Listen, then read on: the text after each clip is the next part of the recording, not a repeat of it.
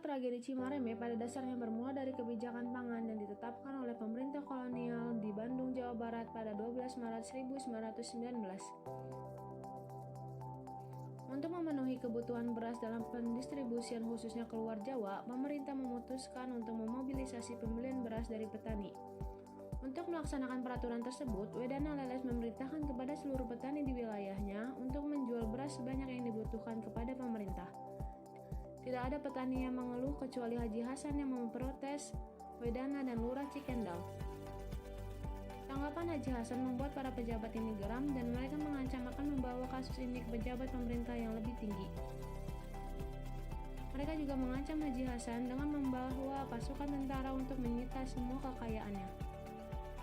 Setelah permintaannya ditolak oleh pemerintah setempat, Haji Hasan mengirim surat kepada asisten residen pada 24 April 1919. Dalam surat ini, Haji Hasan meminta asisten untuk mempertimbangkan kembali jumlah beras yang akan dijual di Cimareme. Mengingat daerah lain menerapkan cara yang berbeda dan lebih adil.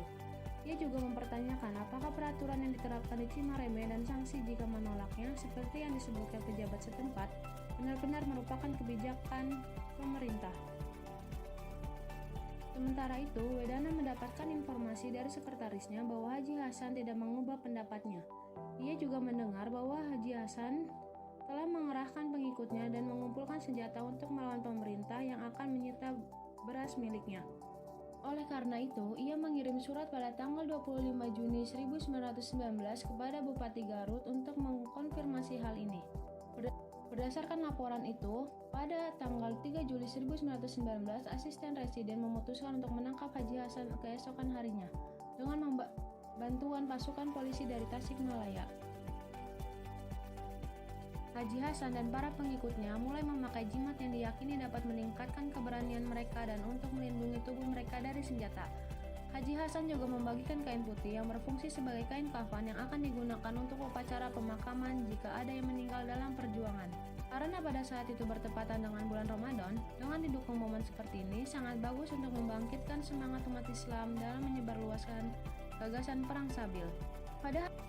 Pada hari Jumat 4 Juli 1919, Bupati, asisten residen, pengawas, dan 20 polisi bersenjata akhirnya pergi ke Cimareme untuk menemui Haji Hasan. Karena hari itu bertepatan dengan hari Jumat, sehingga pada saat itu kondisinya sangat ramai karena umat muslim melaksanakan kewajibannya. Oleh sebab kemungkinan yang tidak kondusif dan belum mencapai kesepakatan yang memuaskan, Bupati memutuskan untuk memberikan waktu selama 3 hari untuk Haji Hasan. Namun, setelah 3 hari, belum mencapai kesepakatan yang baik dan ditambah desas-desus perlawanan dari Haji Hasan. Pada tanggal 6 Juli 1919, Bupati mengirim surat kepada asisten residen mengatakan kepadanya bahwa ada beberapa indikasi buruk dalam perlawanan Haji Hasan, yaitu isu perang sabil yang digemakan. Alhasil, asisten residen meminta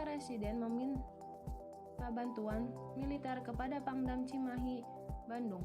Operasi penahanan Haji Hasan dilakukan pada tanggal 7 Juli 1919.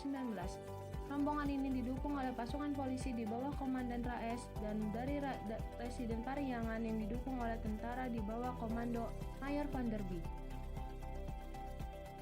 Sesampainya di Cimareme, Wakil Bupati menyuruh Haji Hasan keluar dari rumahnya. Haji Hasan pergi ke halaman diikuti 13 orang lainnya. Ada sekitar 40 orang di halaman, semuanya mengenakan gamis putih dan membawa senjata tradisional seperti kapak, keris, dan celurit. Wakil Bupati mulai berbicara dengan Haji Hasan dengan sopan dan memintanya untuk ikut dengannya ke kota Garut untuk menyelesaikan masalahnya. Haji Hasan menjawab bahwa dia dan pengikutnya tidak akan menyerah kepada pemerintah. Setelah terjadi perdebatan yang panjang dan tidak ada kesepakatan, Haji Hasan dan pengikutnya mulai memasuki rumah dan mengunci seluruh pintu dan jendela. Pada saat itu, ia juga dan para pengikutnya melantunkan doa-doa zikiran dengan suara yang lantang. Namun, setelah sekian lama panggilan dan ajakan yang diberikan oleh Bupati tidak direspon dengan baik, Mayor Vanderby memberikan masukan bahwa semakin banyak waktu yang diberikan, semakin buruk untuk keselamatan para petugas.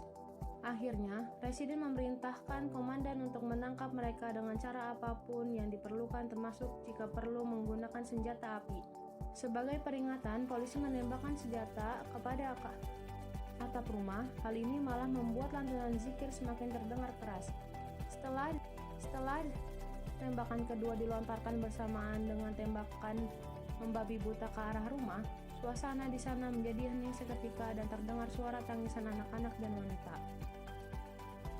Ketika Maya van der Bee dan pasukannya bersama dengan polisi memasuki rumah, semua orang yang tidak terluka dipaksa pergi. Menurut laporan, pemerintah hanya ada 4 yang tewas, termasuk Haji Hasan, dan 20 orang luka-luka.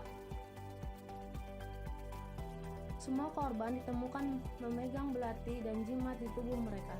Haji Hasan sendiri tertembak tepat di kepalanya.